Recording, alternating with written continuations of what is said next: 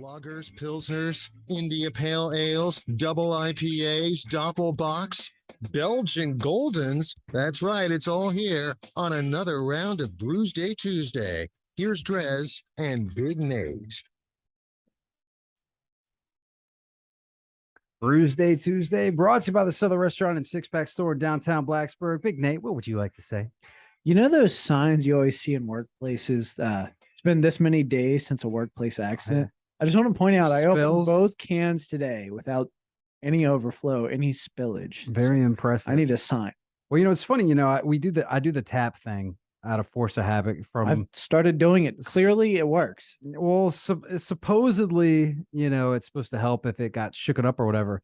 But you've been watching Breaking Bad, or do you watch Breaking Bad? Yeah, of course. Yeah. Or no, not Breaking. Sorry, Better Call Saul. No, I've not watched Better Call Saul. So I need to. I'm catching up on, I guess it's season 5, before the finale, which I think it's this weekend actually. But a guy drops a tray of like sodas, and oh gosh, what's his name?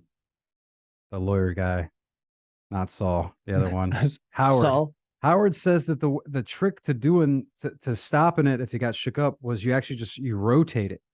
You just sort of like have the can sitting down and you spin it, and like the centrifugal force somehow supposedly makes it so it won't pop. I don't know. We might need to do a little test. This might be a future. Previous to me tapping on the top, because I always thought that was crazy, I would always tap on the side and it never worked for me.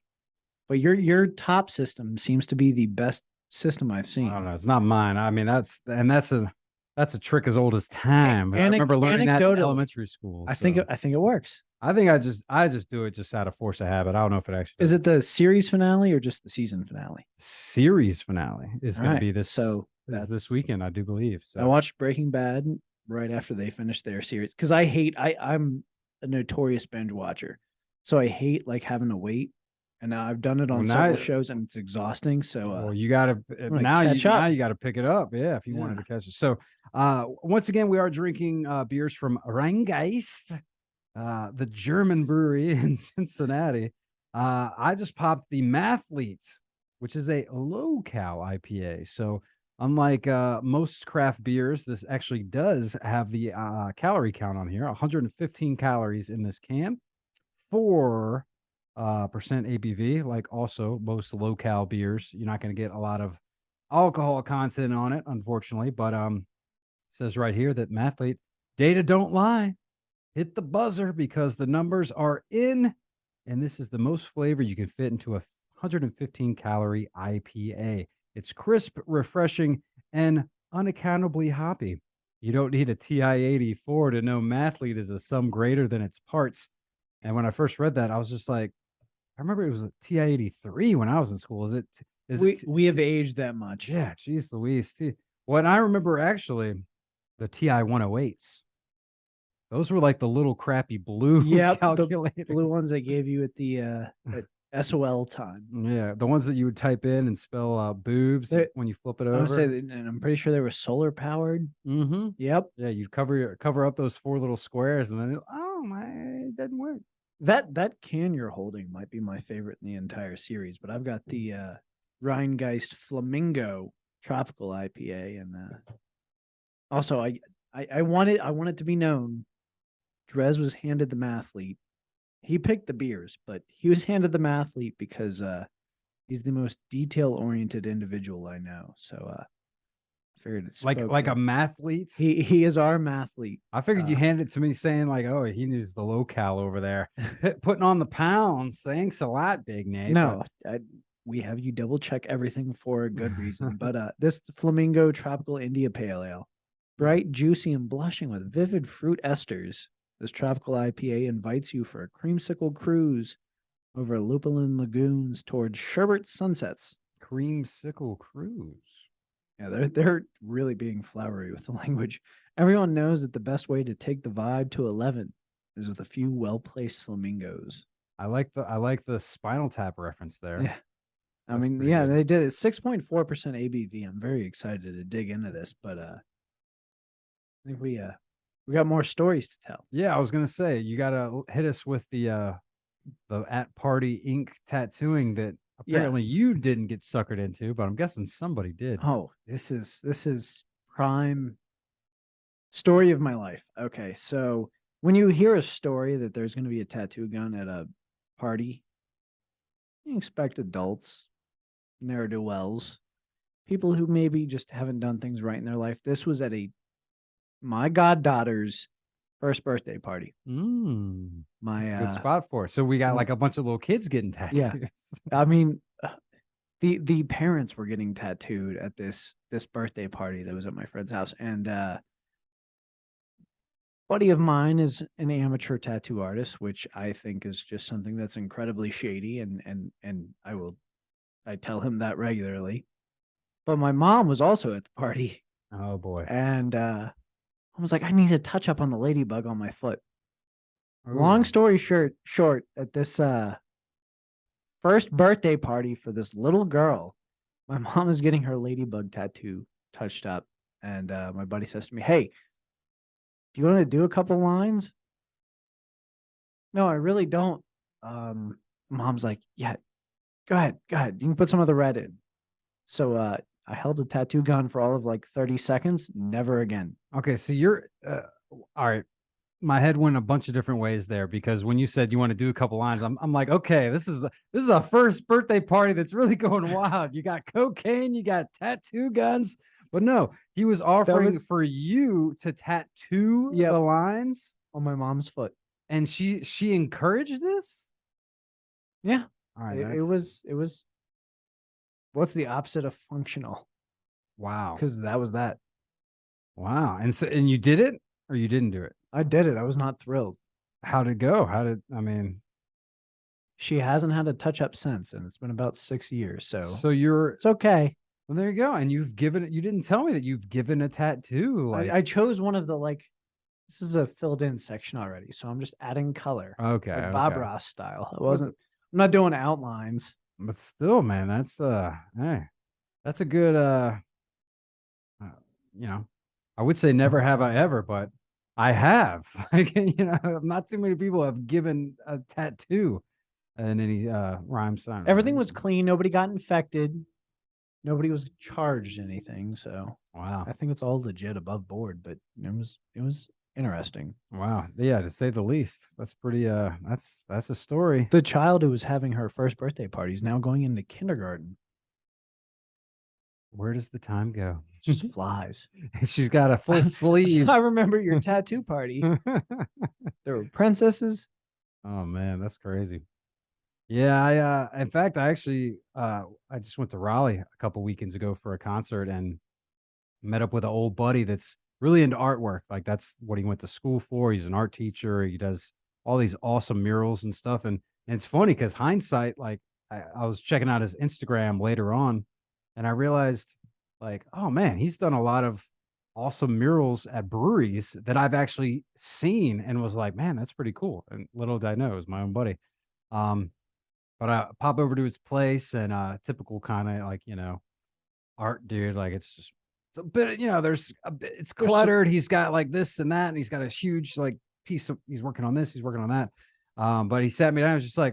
He's like, oh, by the way, I've been getting into tattoos. I got a tattoo gun there. He's like, you want a tattoo? I'm just like, I think I'm good at the moment. We got to get to this concert here pretty soon. So, but I mean, it's one of those things where, like, I guess if you have the talent, and then you just, once you get good at it, man, like, I mean, you can do some amazing things. I'm not gonna lie, I've spent the better part of an evening just looking online at bad tattoos, and it's some of the greatest entertainment, like things that people have gotten. I love when I see the foreign language caricatures that people, like, you have no idea what that says. I have no idea what that says, but I'm assuming that says like combo number 9. And but it also kills me when people get portraits and it looks nothing like. That's never a good idea. Don't do it. Just don't. There's no reason to have a portrait. Your skin's gonna stretch. You better do something with like lines and bold outlines. It's gonna stretch better.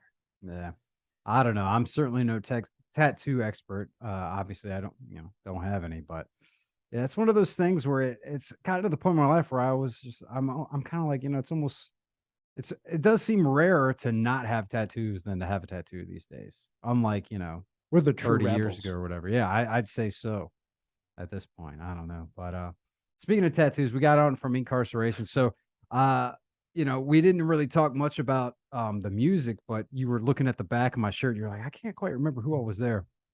Lineup wise, Sunday was the better lineup. That's when you had Lamb of God was the real standout for me. Disturbed was headlining.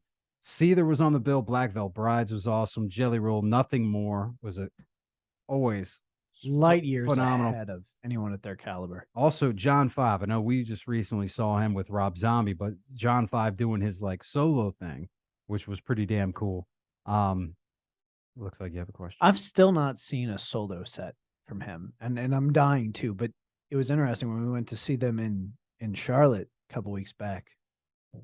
The wife said to me, like, as entertaining as Rob Zombie is, I couldn't take my eyes off of John 5 the whole time. And I was like, yeah, it's easy to get distracted. Yeah, dude, John 5's crazy, man. And one of the coolest things that he did, I mean, because like, I'm not super familiar with just John 5 solo stuff, but he did a couple things that was rather unique. In fact, I think he even prefaced with, this is something you will probably never hear or see again at a music festival, but he brought out some sort of a gnarly, like,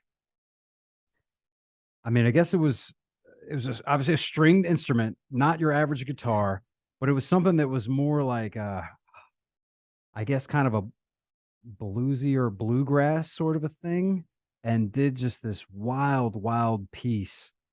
I mean, I can't even really describe it, man. I don't know what it was. It was something special. But then at the end, he basically ended it with this awesome medley of all the best guitar licks of all time, basically. I mean, AC/DC, Motorhead, Pantera. I mean, you name Van Halen, of course, tons of that. Like, just awesome, just like bam, bam, bam, like the best riffs one after another. Like, it was maybe 30 or 40 songs or something. He's an phenomenal, interesting person. He was a musical prodigy. So around 15, 16, he dropped out of high school and told his parents, like, this is what I want to do. So by 17, he was a hired gun, essentially, just working in record studios, playing guitar. But he does this one track called Behind the Nut Love that just kills me every time, because he plays everything. So on a guitar, you've got your frets, and then you've got your, the head where you tune. There's that spot where the bridge meets, and he's playing not actual notes. He's just stretching the string by ear. Man's phenomenal. Yeah, he does some pretty crazy stuff. Other standouts, I was really, really stoked to finally see Aaron Jones. We've been spinning his stuff for the last few years, and I did get to talk to him a little bit too. And I guess he's got a new album that's going to be dropping in the not so distant future. He didn't quite give me the date on that. Actually, I think he might have given me the date, but he told me not to say it on the radio. So, but it's soon. We'll just put it that way, which is cool. Actually, I did get to bump into Jelly Roll. Got a photo with him, front guy from Black Veil Brides too. After their set, got to swing through and chat with him for a split second. So it was definitely an awesome concert, or festival, I should say. Sunday was the day. Yeah, Sunday was definitely the day. I mean, it was all good. And of course, Sunday was the day that there was some inclement weather issues, of course, which was a bummer, because that means Fire from the Gods ended up getting scrapped. Didn't get to see those guys, which was a bit of a bummer, because that was the first band I was looking forward to seeing that day, and just didn't happen. But what are you gonna do? That's part of the festival experience, as I'm sure everybody knows if you are a regular attendee of such. So, but I'll tell you what, one of the things that was nice was coming out with. I guess I should mention some of the. Did get to hit a brewery or two. The main one was. Let me say where I was in Mansfield Brewery. It was like something like Pyro or Fire or something. Phoenix Brewing. We went there, and the first, like, I got a flight, and the first 2 or maybe even 3 beers on the flight were terrible. And I was like, man, there's something wrong with the line, or I don't know. And then I got to their, what was it? A Belgian or something. And it was just amazing. So I don't know what it was. Some of those beers I couldn't quite. I actually was trying to talk with, but our brewer wasn't there. We were trying to figure out what was in them, like what hops were in it or whatever, because it was the same. It was the first two beers, and then after that it was okay. But they both had something that was just I hate it, and I still do not know what it was. But the rest of the beers were good, so don't hold that against them. But yeah, got some good. Mansfield's cool, man. It was also very. We stayed a little bit outside of Mansfield, but it was definitely what would you call it? Kind of Amish country. Like there was a horse and buggy carriage that that we saw a couple times. We went to Durr. Durr Dutchman. Their Dutchman, which was they had apparently an all you can eat breakfast buffet. So I figured we should take advantage of that. Absolutely. Some awesome stuff there. So got to check that one out. And no, it was good, man. It was a nice trip. I would go back. It was pretty cool. Actually, I don't know if I would go back, lineup pending, but I do recommend it because it is really awesome. The fact that it's at this prison and you can tour the prison and check that out. And it's just really cool experience for a rock and metal festival. And availability of beer is not really a reason to decide to not go to a music festival. Now, as long as they have beer. There was beer. Yeah. So that's passable. And, but also the main thing was. But you got to have PBR. There was PBR. The main thing was the booze, though. Like, they had a lot of awesome cocktails. And they had, and this ended up what I mostly was drinking was the blackened, the Metallica whiskey. Yeah, that was. They had if they have that on tap, then you're okay. Yeah, they had that. They had cocktails with it. I was just drinking it straight. But yeah, I was basically just drinking straight liquor. That's the way to do it. Rock and roll, baby. Pro move. Yeah. All right. Let's. Speaking of beer, though, getting back to it, the Mathlete, the locale IPA. So here's the thing. Locale IPAs, you're getting what you're getting. It's not going to be super flavorful. It's not going to be high ABV. However, the trade-off is only 115 calories in can, which still sounds like a decent amount of calories, but that's because you just don't know. Like the beers that I like, I imagine like my favorite beers are probably easily 500 or 600 calories per, serving, which is one, which is pretty terrible when you think about it. So in that regard, it is, of course, like you would imagine, very light and refreshing. You're not getting any sort of head on that, whatever. But if you're trying to stay hydrated, folks, this is the beer for you. It's decent. I'm gonna rate it as you would think. I'd say I'll give it a 3.5. It's not what I would reach for, but for what it is, it's true. 115 calories. Some of those other guys that are trying to go low-cal, they're like, 90 maybe, but this tastes better than that, I guarantee you. No, absolutely. So the Rhinegeist Flamingo Tropical IPA can get in a 5. 6.4% ABV. Pretty delicious. Not necessarily as tropical as I would have hoped. Maybe I was looking for some kiwi or something in there, but still incredibly delicious. This is going to come right in around the same as that West Coast style, and it's going to get a 4.25. All right, not too shabby. See, full disclosure, that West Coast, or what did you think of the Truth? Because I did not particularly care for that vision, but like I said, I'm not a big West Coast style IPA. Did you? The Truth would have been a 4.5. Yeah, it was really spot on. Yeah, it's good. That was the best beer of the month. All right, well there you go. There's Rhinegeist next week. I'll have to refer to the calendar once again, but I do believe it'll be a Brewsday Tuesday. Because it is it National? I don't know, whatever it is. I'm gonna have to get my hands on some eye patches. Oh yeah. I don't know why I went with that. Okay. Your pirate accent's better than mine. Save it for next week. That's a wrap on Brewsday Tuesday. We'll take a quick break, and we'll get back with the tunes on 105.3 The Bear. Stick around.